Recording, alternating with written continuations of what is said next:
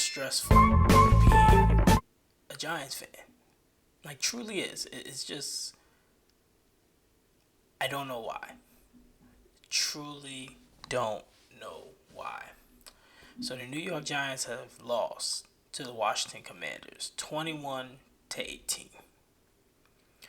21-18.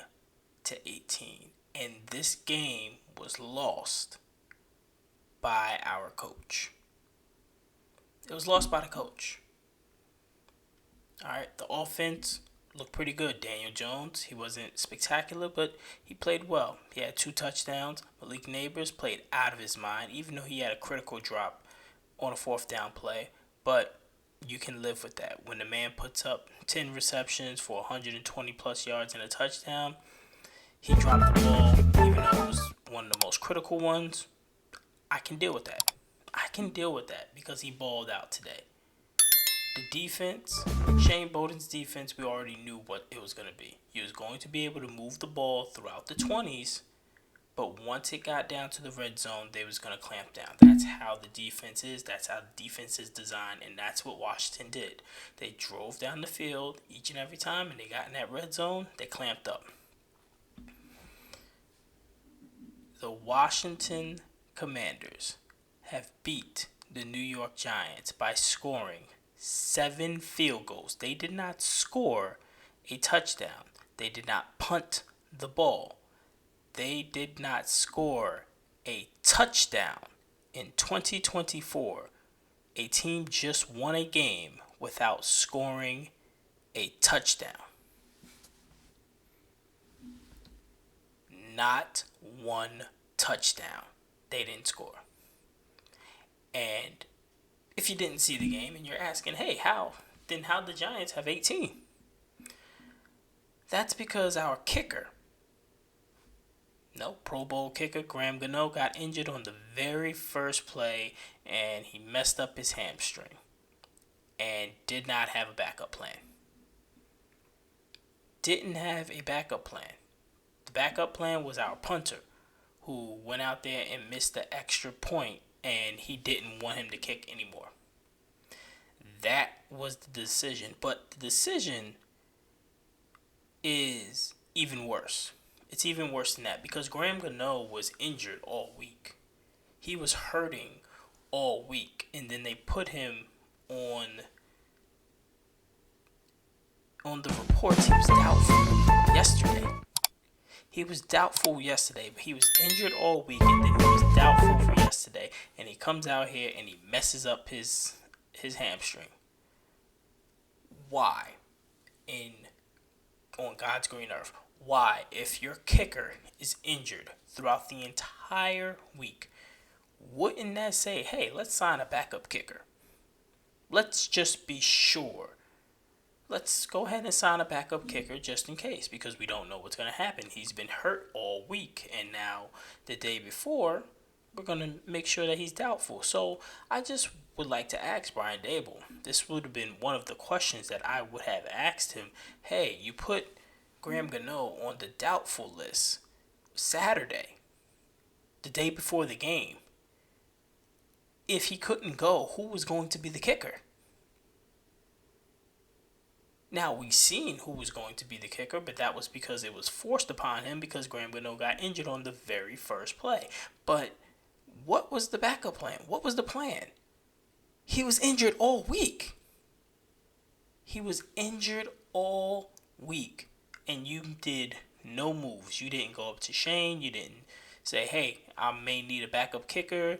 Just grab somebody off the practice squad. Somebody, anything. You couldn't do any of that. Now, that either shows me two things. That shows me either you're very arrogant or you believed in so much in Jamie Gilligan to be the kicker because he made a field goal last year when Graham Gano was injured. And we all was throwing our hands up very happy for that because a punter made a field goal. So that means that usually doesn't happen. So that means that either you had the confidence in him or you just flat out arrogant. I'm gonna move towards the flat out arrogant simply because you didn't even let him kick after he missed that extra point. We couldn't get a 2-point conversion to save our lives. Why not trot him out there? Why not let him? Why not let him go out there and at least try to get you at least 1 point? And I knew, I just knew that was going to end up happening. Like, I knew. I'm looking at the game and I just see it. I'm seeing that we're scoring touchdowns and we can't get a extra point. So you're going for 2 and you miss, and you go for 2 again and you miss. And I'm like, they're going to end up winning by 3. Something's going to happen. This math is going to happen where they're going to end up winning by 3 or less because we do not have a kicker. And that's exactly what happened. That is exactly what happened.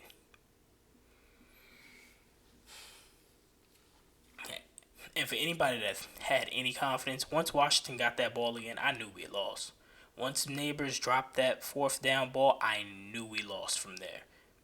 That defense did not stop them whatsoever. And you knew that they was going to move all throughout the 20s.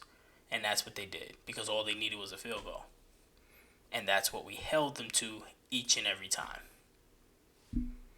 It's getting ridiculous. Like, we have to. I know there was a lot of flack on Daniel Jones last week. He played decent. This week. He got a pass. Neighbors, you dropped the ball, but you got a pass. You caught 10 of them, and you flat out torched them. We have to really start to look at Brian Daboll, because we have to really remember. We always look through the 2022 season with rose-colored glasses. We have to remember, in that Tennessee game, we were down. Our team was not prepared to play the Tennessee Titans that game. The defense started to lock up, and then that's when Daniel Jones started to get in the rhythm, and Saquon got into a rhythm, and then he made the decision to go for 2, and then luckily the defense held up, and we got some luck with a missed field goal, but we wasn't prepared for that game. And then you know what happened last year. We got blown out 40-0 by the Cowboys, and then this year you get beat 28-6 by the Vikings, and then you come back against a team that you have dominated within like the last 6 years, the Commanders, and you lose to them because of you being unprepared for certain situations. Where's Bill Belichick? I thought you came off the Bill Belichick tree. Bill Belichick always says situational football. You always got to be prepared for every situation. Dable, just keep coaching like this. Just keep coaching like this. I'm just going to let you know that. Just keep coaching like that. Because the guy that I just mentioned, Bill Belichick, he will be the next coach next year if you keep on going and doing things like this. Absolutely unacceptable. There was no reason for you not to bring up a backup kicker. If the backup kicker goes up there and he starts missing things, then, it's on the kicker. It's on the kicker. He only had a week to prepare, whatever the case is. It's on the kicker. But you don't even have that. You didn't even have a kicker out there. And then you didn't even trot the punter out there because you didn't have any confidence in him. So what are we doing? We are sitting at 0-2. These were the 2 games that Giant fans and analysts and everybody was very confident that we should have won. And now we're 0-2. Now we're about to go into this gauntlet. We can potentially be 0-8. We could potentially be 0-8, and Brian Daboll will be out of a job. Daniel Jones will be up out of here. I don't know about Joe Shane yet, but we'll probably be looking at new quarterback, new coach. It's just like that. The sky isn't falling. It is imploding because it's not looking good. It's not. If you stuck with me throughout this whole thing, go ahead and hit that like. Make sure you sub up if you haven't, and let me know your thoughts in the comment section. Till next time, I'm out.